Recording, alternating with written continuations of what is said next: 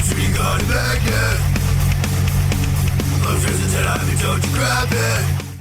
Welcome to Lobster Magnets Review, the channel to review. I'm here with my buddy Gorogregoro.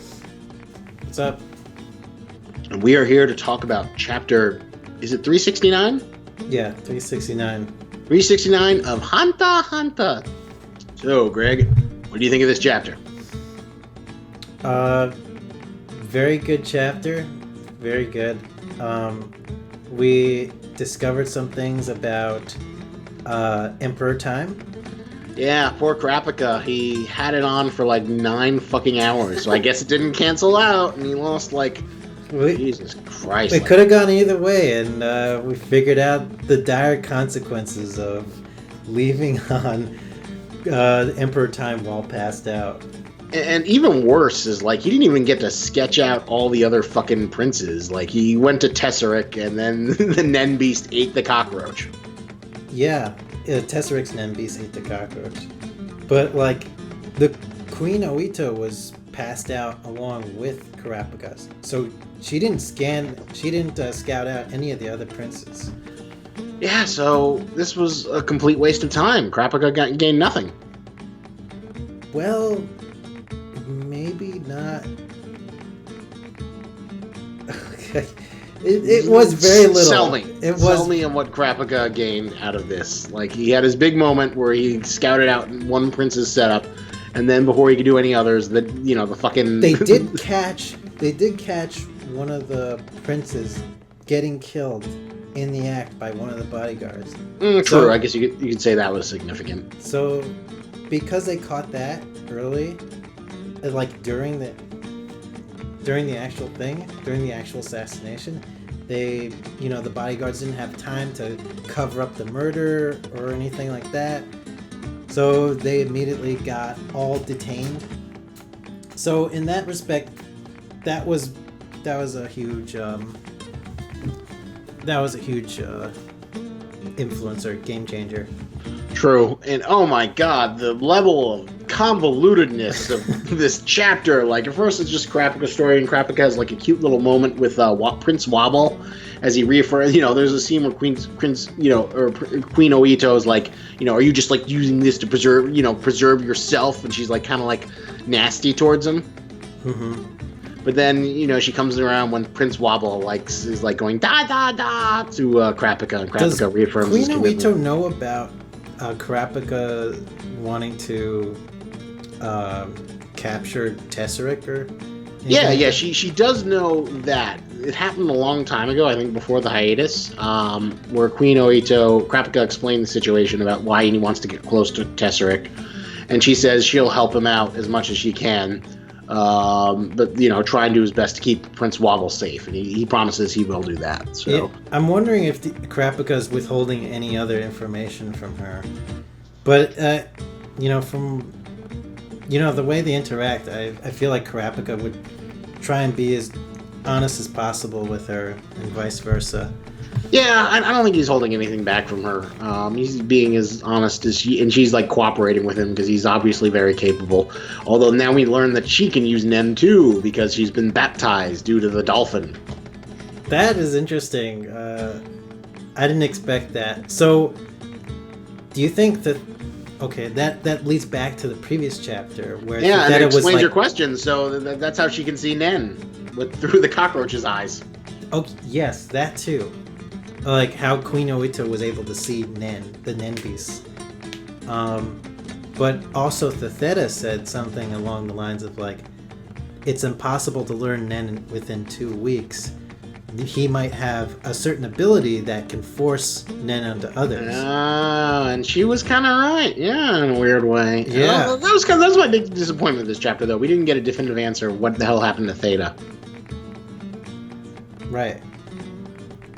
And another thing, there was someone in the comments that was pointing out that in the previous chapter, there was a panel that showed that they were in the 8th Prince's room, Tesseract and Theta. Yeah. And it was never explained why they were in there. And I suppose that was 9 hours ago, before That was before Kurapika passed out. So 9 hours later, Tesseract is back in his room, his fourth prince room.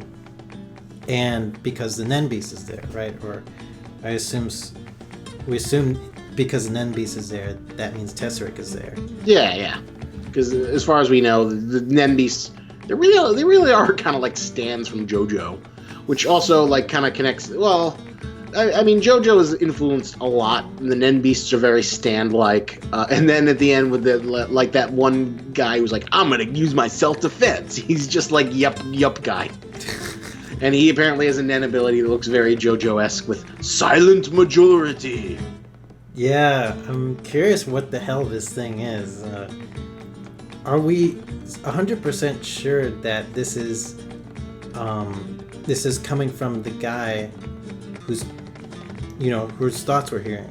Yeah, I think so. I think it's definitely his ability. Like, everyone's just sort of like, I'm so glad to be away from the prince. The first prince bodyguard, right? Yeah.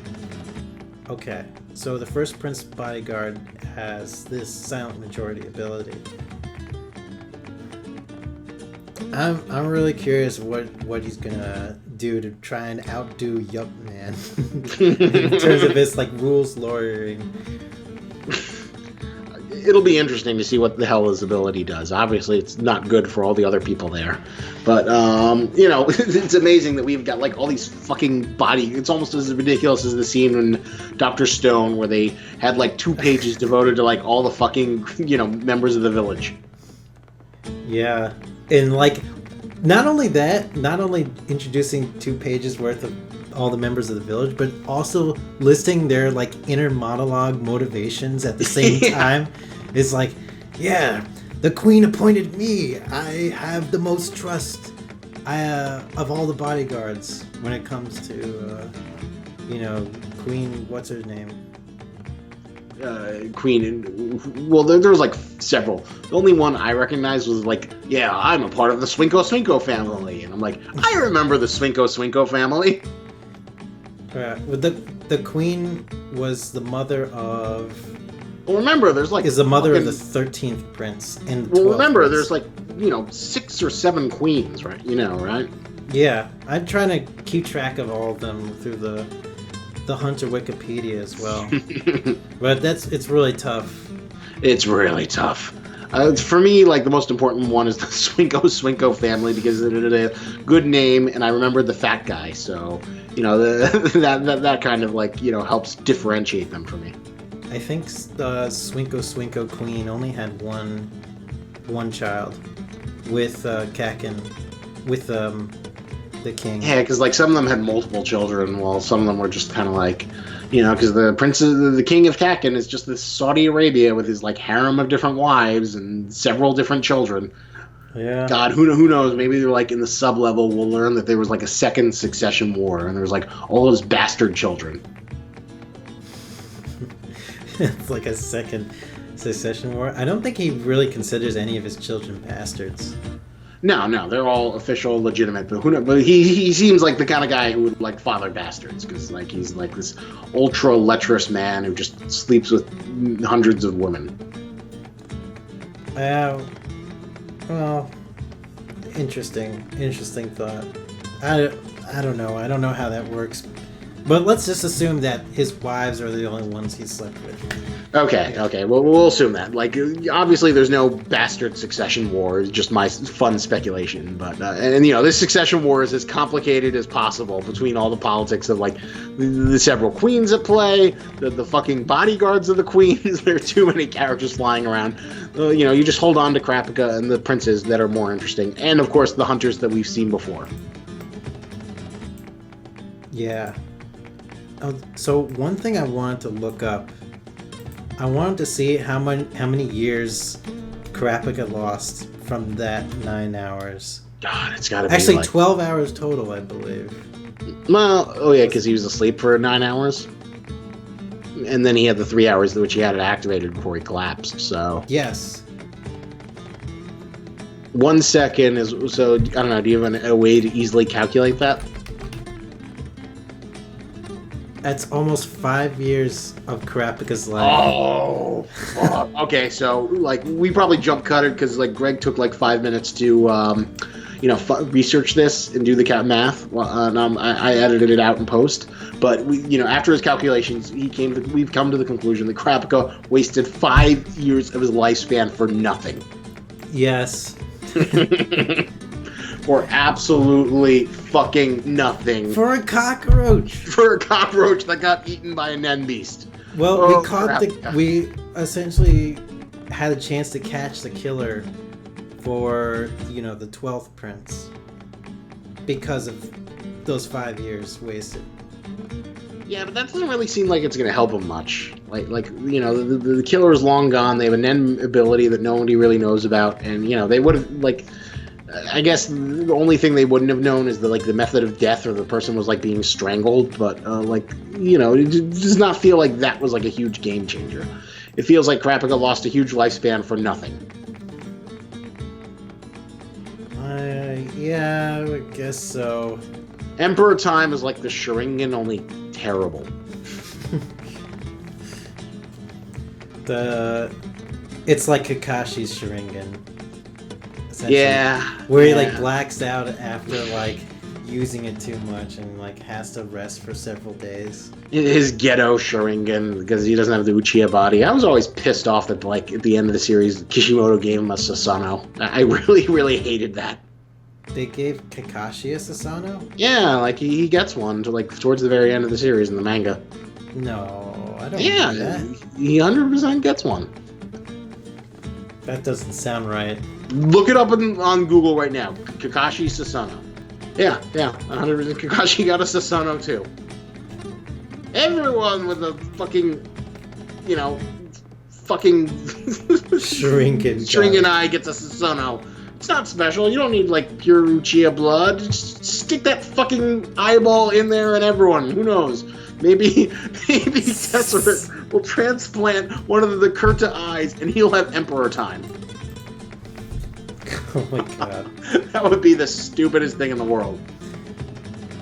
No, that it doesn't work like that in Hunter x Hunter. It wouldn't work like that in Hunter x Hunter. If Takashi was not as good of a mangaka as he would, that's what we would get. But yeah, so what do you think is going to happen? What do you think we're going to see next? This definitely did feel like a big slowdown, though, compared to the last few chapters with the murder and whatnot and all the little political things. I'm glad we got First Blood. We also got that hint with the feather scene with Harkonnen or the Goodish Prince. That it didn't seem to kill him, and maybe it awakened his Nen or something, or he's not quite sure what. Hockenberg. There you go. Not Harkonnen. Wrong series. Wrong series. It started with an H. I'm really curious about that feather thing. See what Kurapika says about that. How is he gonna train all these people all at once while keeping up the whole Game of Thrones political games at the same time? I don't know. Maybe he'll baptize them in Nen, or maybe he'll just do some of the basics. Just to placate them. For him, it's just an alliance thing. And it is interesting to hear all the bodyguards oh, he's a threat. Oh, we gotta take him out. Oh, we gotta learn what this guy is. This guy is a threat to us all. Hearing all their perspectives in terms of what they think of Kurapika and how they think he affects the overall role of the succession war.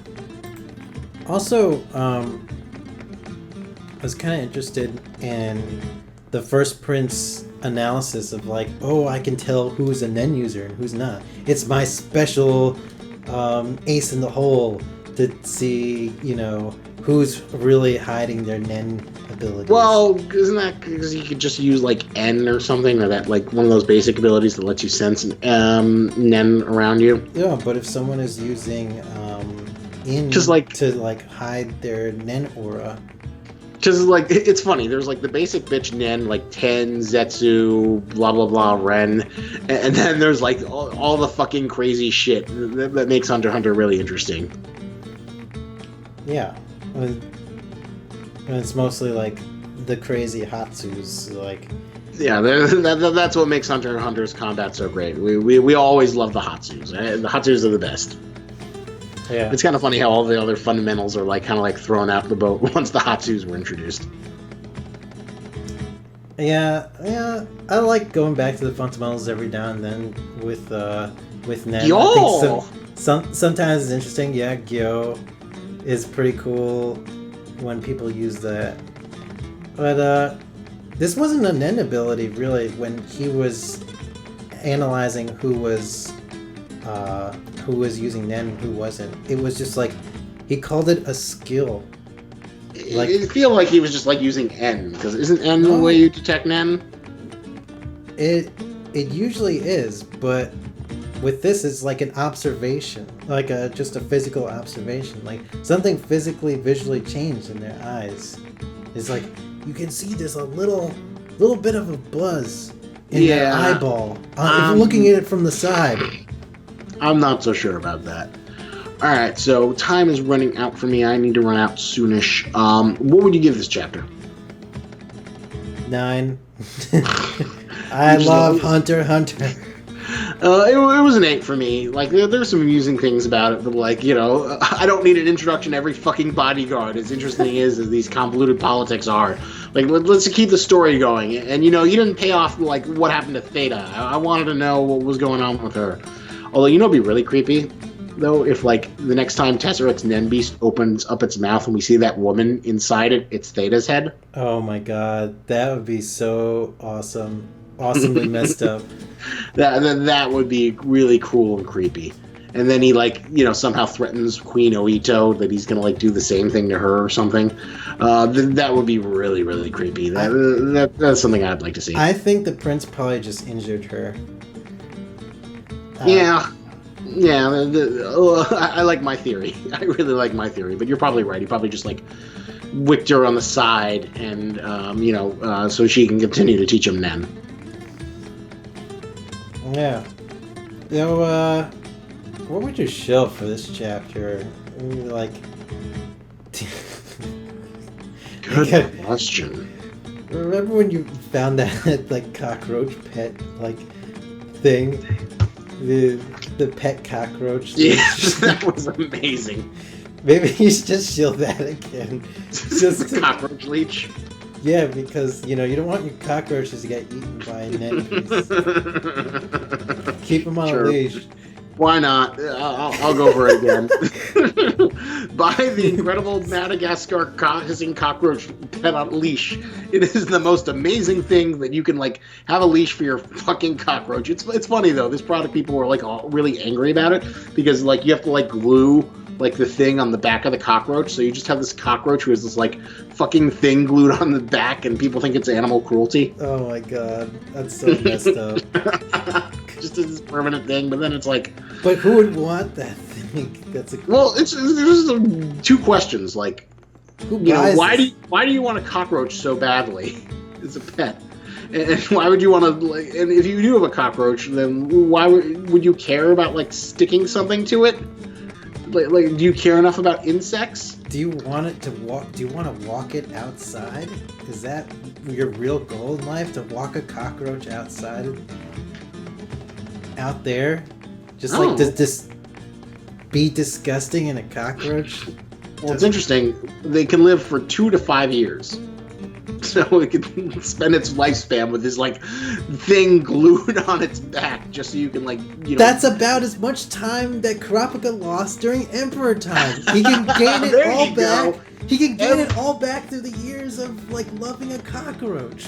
Everything is connected, Greg. Everything is connected. There you go. So get this cockroach leash so you can, protect your cockroach from roaming Nen beasts, because you can't have them roaming around in fucking air vents, because Nen beasts are going to eat them, and this is the only way to keep your cockroach safe. So get this cockroach leash. It is the best. And don't lose your years. Don't lose your 2 to 5 years on this cockroach.